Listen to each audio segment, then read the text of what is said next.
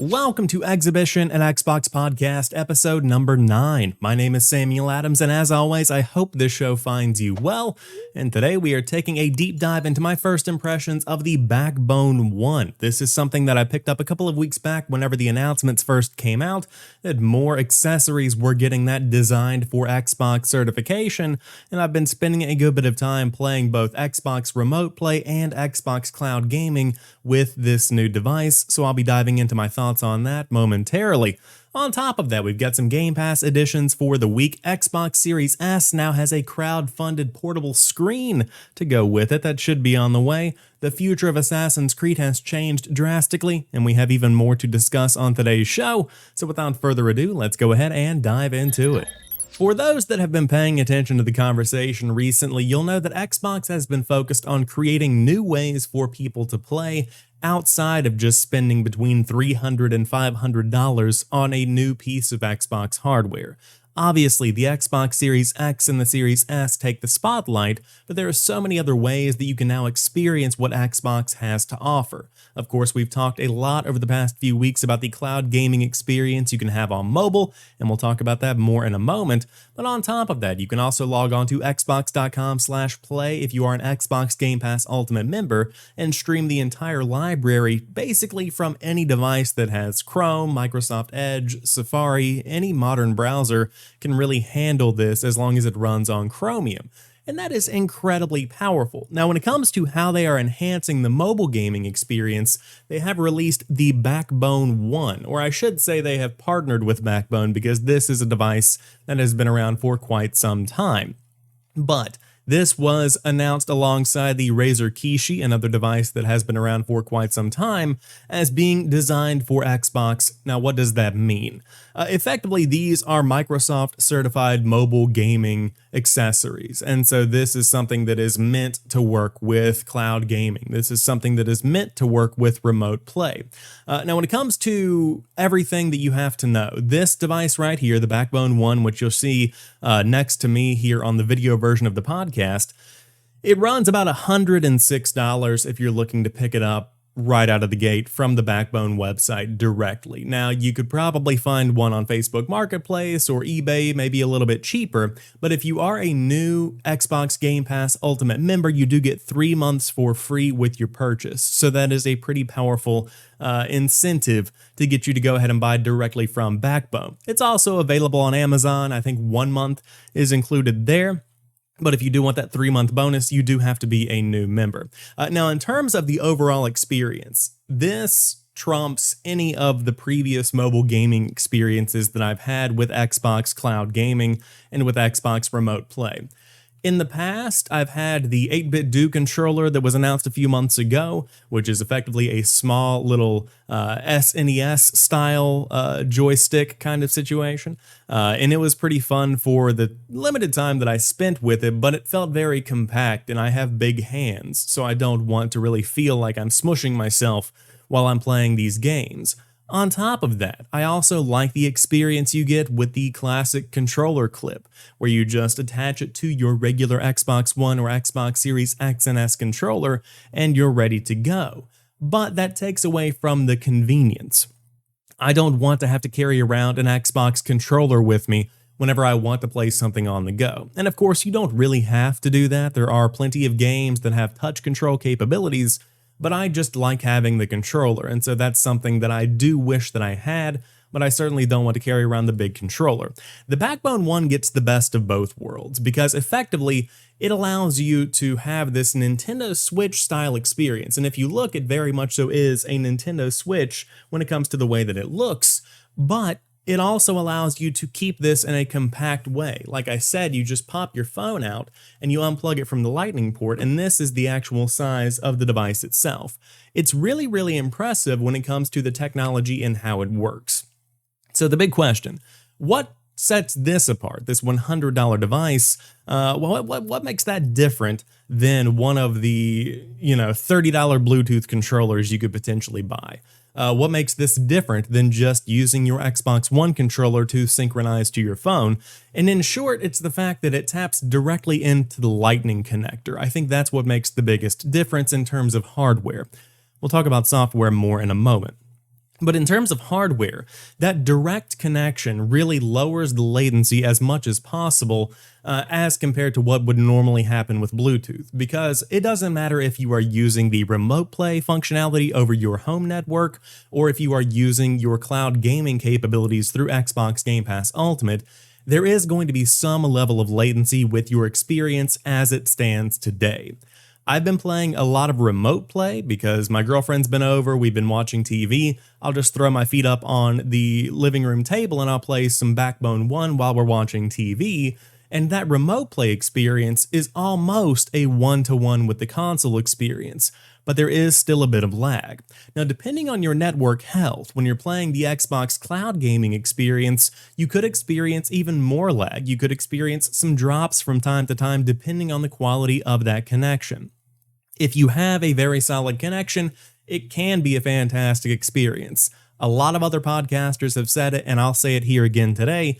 The Xbox cloud gaming infrastructure is one of the best, but I would not play competitive Halo on this. I would not play competitive Battlefield or competitive Call of Duty. I would not go multiplayer if I am playing with this device. Now, if it's something like Among Us or if it's something like Gang Beast, I think you would be fine.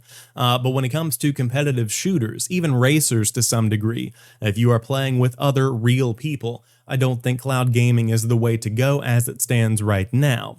But for those PvE experiences, for those single-player experiences, this is perfect. I'm thinking about something like A Plague Tale, which I've been playing a lot of recently, and we'll talk about that more in a moment, but that would be perfect for this. Or The Medium, which is obviously a more narrative-driven experience versus a gameplay-driven experience.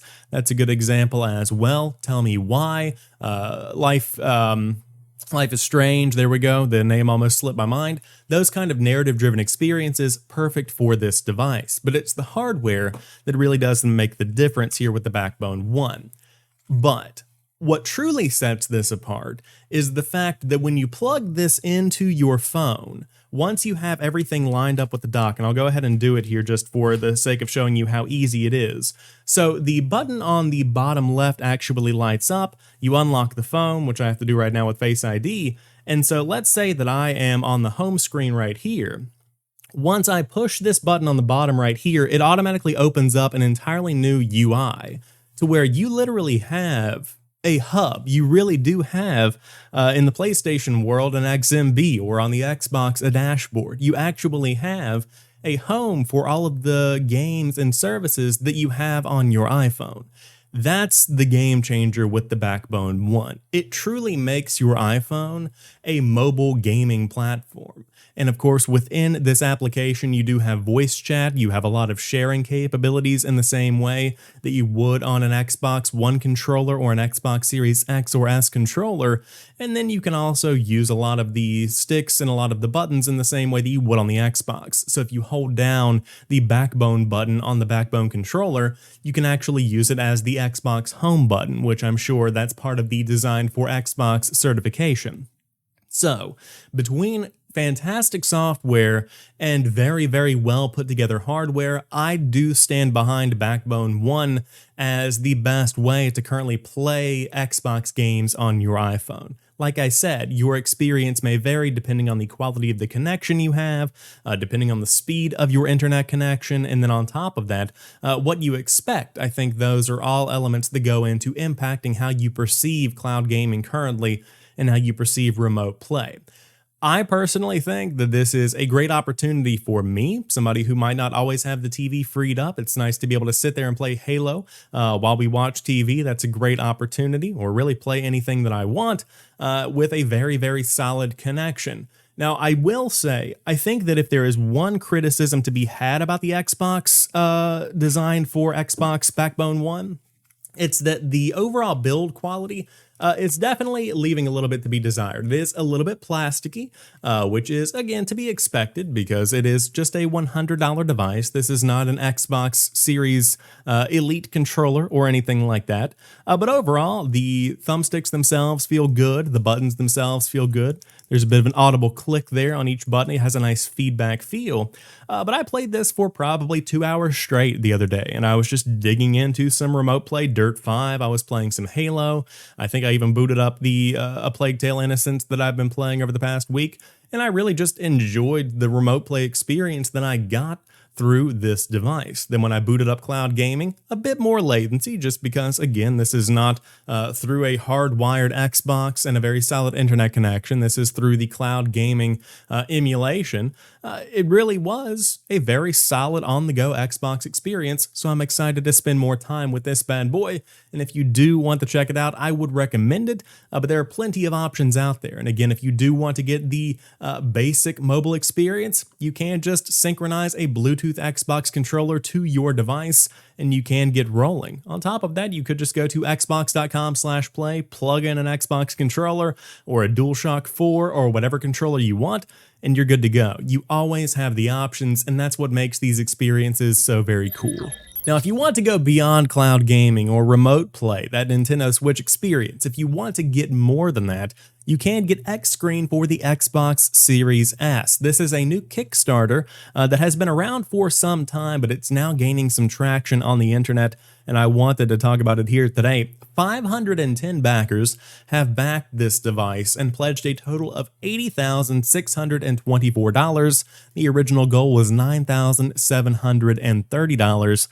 This bad boy is certainly getting some people excited. Now, effectively, this completely transforms your Xbox Series S into this portable gaming machine. And I'm thinking about this from the perspective of my childhood self, really, is whenever I look at stuff like the Backbone One that we just talked about, or like the X Screen for the Xbox Series S, how crazy would this have been whenever I was a kid? And I'm thinking about kids today that are between the ages of, let's say 10 and 15, they're out of school for the summer, maybe their parents are going on road trips, or maybe they have to go to work with their parents, whatever they might be doing. To have these mobile experiences like this is absolutely insane. So here's the description just so you know, quote, "Get ready to game more with X Screen. The power and performance of the Xbox Series S can now be taken anywhere. X Screen perfectly complements the stunning aesthetic of the Xbox Series S to create a single cohesive unit. X Screen transforms your Xbox Series S into a laptop form factor that can be easily transported and used anywhere there is a power outlet. No console modification, no HDMI cable required, no extra power cable for the X Screen, and it is a perfectly integrated form factor." And you can see here through the GIF that's on the screen in the video playing, it certainly does look like it is very well integrated into that hardware itself. But of course, they talk about the issue of sometimes the TV is taken. Sometimes whenever you're on vacation, wet weather strikes, you have to go inside and start playing on some games. And traditionally, you might just have a mobile game sitting on your phone. Traditionally, you might not have your home console there with you. Now you absolutely can. When you're traveling for work, just pick up a console and you're ready to go. And of course, if you're having friends over, this is a great opportunity to kind of showcase this or take it to them if you would like. But it's just a very versatile piece of equipment, and it's not really that cheap. Or I should say it's not really that expensive either, but approximately $189 is what this screen will cost you. And to be quite fair, it's got a pretty solid amount of specs with it, or a pretty solid list of specs. It is an 11.6-inch 1080p 60Hz screen, which is sized to fit directly with the Xbox Series S when closed. It's got integrated stereo speakers and controls, and on top of that, it's very lightweight. It's only about 24.5 ounces, so not that bad at all, especially when you consider just how light the Xbox Series S is itself. This really is the ultimate LAN party Xbox setup. I mean, that's really what I think of whenever I see all of these videos that they've got playing here. But in short, like I said, the price tag makes this very, very affordable, because at its most expensive, it's going to be about $250 is what I'm looking at right here. Currently, it looks like it's going to be $219 if you want to get it on the Super Kickstarter special here on Kickstarter, but if you do want to buy it in retail whenever this eventually hits online retailers, it looks like it'll be about $250. It looks like that is the recommended MSRP. Like I said, the specs do leave a little bit to be desired. Considering it's $250, that's kind of pricey, but at the same time, it is a proprietary piece of hardware, so I do understand. But when the console is talking about, 1080p 120, is something that's possible on the Xbox Series S. You would like to see that kind of capability. I don't expect 1440p. I really don't think that at 11.6 inches, keep in mind that's the size of most Chromebooks these days, you don't really need 1440p. That's a bit much. 1080p at that pixel density across that space is certainly going to be more than enough, but I do wish that it had that 120 Hz capability. At the same time, I think this is great for those that just want very good next generation gaming experiences on the go, while you do have to sacrifice stuff like HDR and Dolby Vision that a lot of these new TVs actually provide. So keep that in mind. That is something that is worth considering. All things considered, though, very cool project. So if you want to check it out, I'll have it linked down below. You can go make your pledge, back that project, and see what it can do. I say you can back it. It does look like they are actually all gone. 200 backers have gotten the super early bird special, so you might actually have to wait. It looks like they have a few spots left, about 150 for the early bird, which is about $194, and then they have more that are coming later on down the line, I am sure. So if you want this, you better go ahead and get on board. It looks like they are going to be making this very soon, and you better make sure that you are ready and your order is in. A big news story dropped this week. It looks like Dark Souls 3 is getting FPS Boost on the Xbox Series X and S. This is a fantastic addition to the lineup. Xbox writes on Twitter on July 7th, praise the sun. We've updated Dark Souls 3 with FPS Boost on the Xbox Series X and S. Now, according to Jason Ronald, this actually had to be done with an entirely new strategy. This is not something where they just throw a game into the library akin to what you see with Xbox Game Pass. This is something where each game has to be thoroughly tested before this capability is deployed to the masses. And so this is something that does take a bit more time. Now, that being said, Dark Souls 3 is the perfect candidate for this treatment because these Souls games are so action heavy. These Souls games are so fast paced that to have that additional capability, to have those additional frames per second, that is something that is very, very valuable. So again, FPS Boost works on the software level where you don't have to have any kind of update from software. You don't have to have any kind of external team working on this. The Xbox hardware itself and the software that is running the Xbox is actually improving the frame rate artificially. It's boosting what you are seeing with your eyes on your screen to make it look and run at 60 frames per second when the game still thinks that it's running at 30. And so that's very interesting. I'm interested to learn more about how this was actually achieved. I'm sure that this was discussed on the Major Nelson podcast, or it will be next week. I think they took the week off this week. And so just really cool to see more and more games get this FPS Boost capability.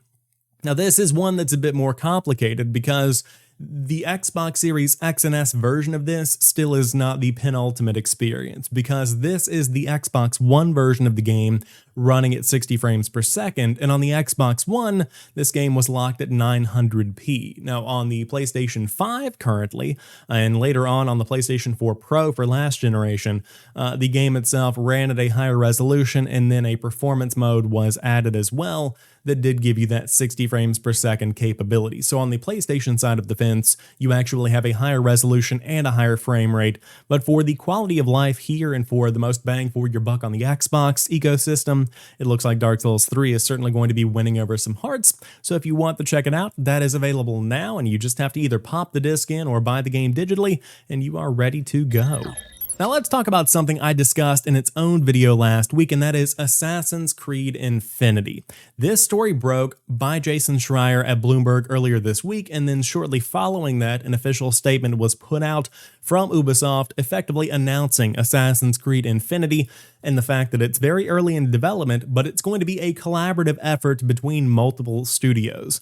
I have the report from Maddie Myers here from Polygon that we'll dive into to keep you guys in the know. Quote, "The next game in Ubisoft's Assassin's Creed franchise will unfold across multiple historical settings and receive persistent updates, according to a report from Bloomberg. The game, which is currently codenamed Assassin's Creed Infinity, will join the likes of Fortnite and Apex Legends by offering ongoing updates to keep players engaged."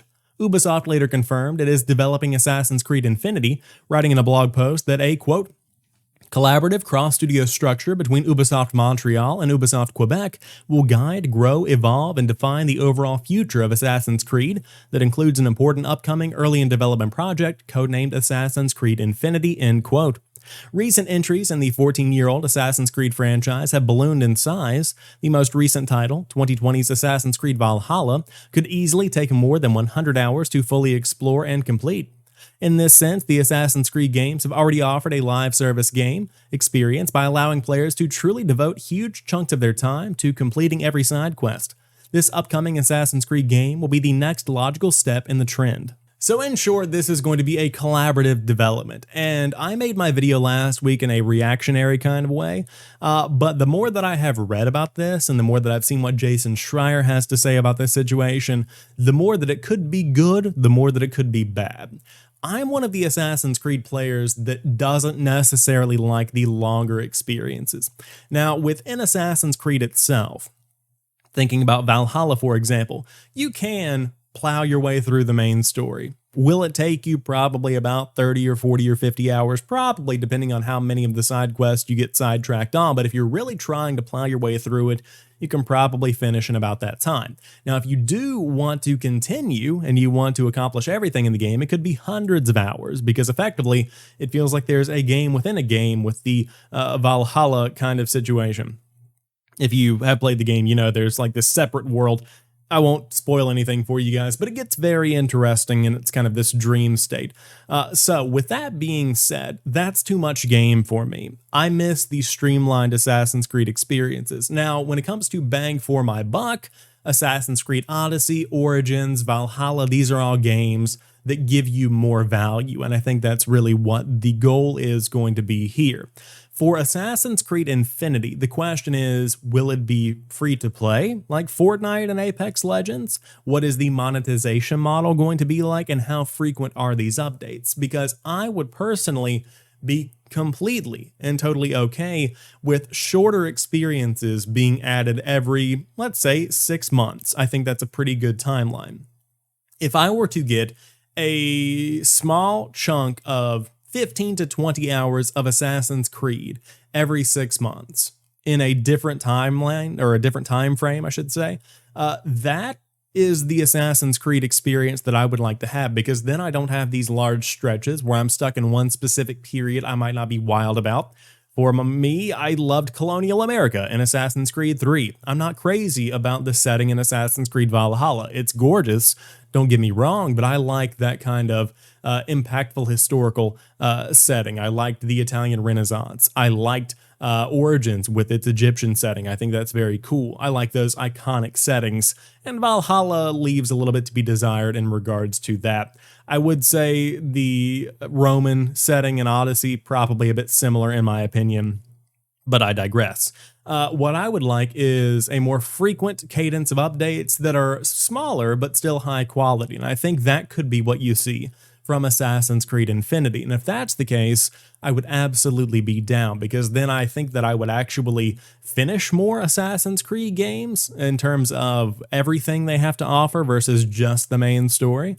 And I think that it would really increase how many people are diving in and playing these things, because then the hype is always continually building. You know, once something is finished, you look forward to the next update. Something akin to what happens with Destiny, where every few months you do get a new expansion announcement, and then a few months later you see the new expansion come out. A lot of people get excited. So there's a lot to look forward to here.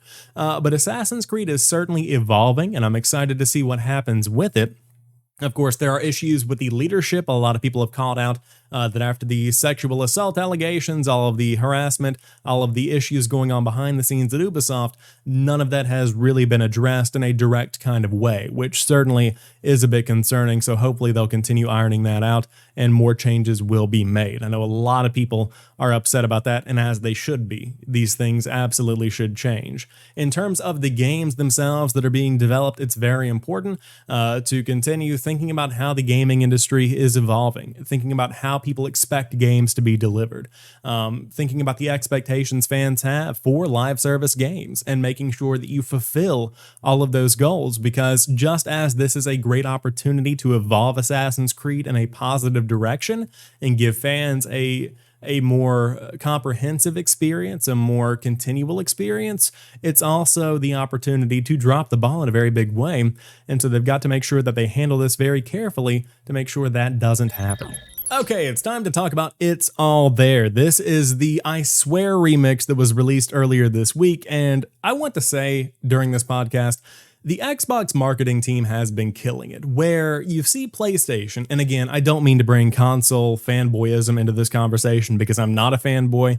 I love Xbox, I truly do. I think they have really righted the ship over the past couple of generations, but PlayStation also has had some very successful marketing in the past. But where PlayStation is releasing an ad with an upside-down PlayStation in it, Microsoft is getting the classic R&B band All For One to come in and actually create a cover for their marketing campaign. That is insane. But it's very funny. Check it out if you guys have not. This is actually a promotion for Xbox All Access, which is where you can pay as low as $24.99 per month if you want the Xbox Series S. I think it goes up to $35.99 per month if you want the Xbox Series X. But you pay for 2 years, and throughout that entire timeline, you get Xbox Game Pass Ultimate and your console for that 1 monthly subscription. In short, it's all there. You get the games, you get the console, you get Xbox Live, you're good to go. You've got the comprehensive experience for the cost of going out to eat at Wendy's twice and getting the biggie meal. It's really, really affordable is essentially what they are trying to say. But this marketing team is on fire. Their social team is on fire. This music video is hilarious. And again, I don't want this to sound like an ad for Xbox because it's not, but it was very, very well done. And for the lower income players, for those that might be in low income households, this is a great opportunity to get next gen gaming for the cost of less than half a game per month. That's very, very good. That's really, really adding to the accessibility of next-gen gaming for players that can't afford to dish out $300 or $500 immediately like that. On top of that, PC gaming can get even more expensive. So no matter what kind of TV you've got, no matter what kind of monitor you're playing on, you can get a Xbox for 25 or 35 bucks a month. That is insane. And the classic R&B band All For One is there to tell you more about that value. So kudos to the Xbox marketing team. Very good one this week. Before I tell you about a couple of games I've been playing, I want to talk more about the newest games coming to Game Pass, which were announced earlier last week. On July 8th, we saw the addition of Dragon Quest Builders 2 to cloud gaming. This is something that has been on Game Pass for a while, but now it is coming to the cloud. Then Tropico 6 came to cloud console and PC, and UFC 4 came to console as well. Again, all of those are available now on those respective platforms. Then this week on July 15th, Bloodroots comes to cloud console and PC. Farming Simulator 19 comes to those as well, and The Medium comes to cloud on July 15th. All things considered, solid additions to the lineup. I want to try Tropico 6 on cloud. I want to see how that runs on my iPhone. But I will say the biggest name addition is absolutely UFC 4. Honorable mention, it's nice to see The Medium coming to the cloud. I do want to dive in and give that a shot to see how it runs and to see how that gameplay meshes with the cloud gaming experience. But all of these games coming out both available now and later on this week, so dive in and give them a shot. Before we go, I want to tell you about some of the games I've been playing because I've had some great experiences this week. First and foremost, A Plague Tale: Innocence. If you haven't tried it, now is the perfect chance to do so.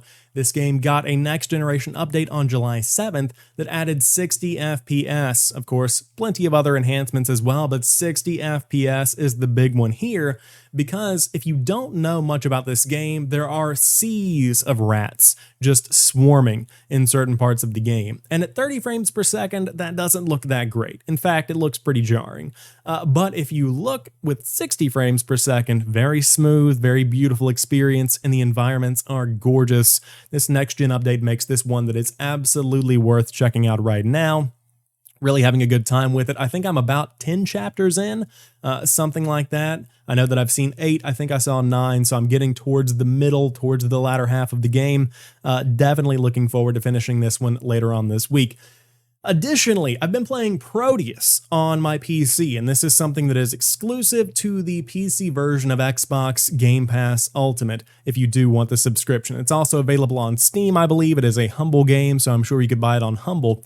But this is, quote, a first-person shooter of old, reimagined using modern rendering techniques. It reaches the quality you expect from a AAA experience while adhering to some of the aesthetic technical limits of older hardware. The game features a handcrafted campaign from industry FPS veterans, a fully integrated level editor, and built-in community map browser for instantaneous action with nearly limitless levels to play. Get ready to paint the walls red. This is the boomer shooter you've been waiting for, end quote. I love this game.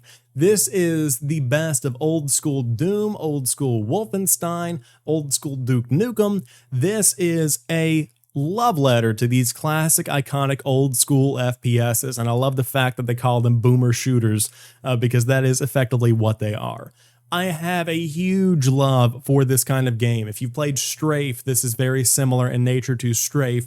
The game runs so incredibly well, and it's still in early access, so if you want to wait a bit, I'm sure achievements will be added on the Xbox side here on PC, but very much so loving Prodeus. I probably played it for about, I would say maybe 10 hours last week. I've been sick over the past week, so I haven't had quite as much time to game on my PC or on the console as I normally would, but really loving what Prodeus is bringing. I recommend checking it out fully. Very much so a cool experience. And then on top of that, of course, Halo the Master Chief Collection, you've got Season 7, a lot of cool Halo 4 armors to unlock there, and I am a huge fan of Halo 4, especially how it runs on the Xbox Series X and S, so I've been diving in, playing a lot of Halo Master Chief Collection. I've been playing some of the campaign missions from Halo Combat Evolved, and it has been something I have enjoyed very much so. So, again, if you want to dive in, lots of cosmetics to earn in Halo Infinite, or I should say Halo the Master Chief Collection. I wish it was Halo Infinite. Man, that would be great, wouldn't it? Right now, ooh, can't wait for that flighting. But yeah, if you want to dive into the Master Chief Collection, there's plenty to do, as there always is right now. But that rounds out this week's episode of Xhibition, an Xbox podcast. If you enjoyed today's show, drop me a like on the YouTube video down below, or if you are listening on a podcast service, hit that subscribe button if you have not, and rate us on Apple Podcast. Would very much so appreciate that. Every rating helps, and I do love seeing the feedback from fans. Let me know what you think about the show and how it could be better. But until next week, you guys have a fantastic one, and I will talk to you soon.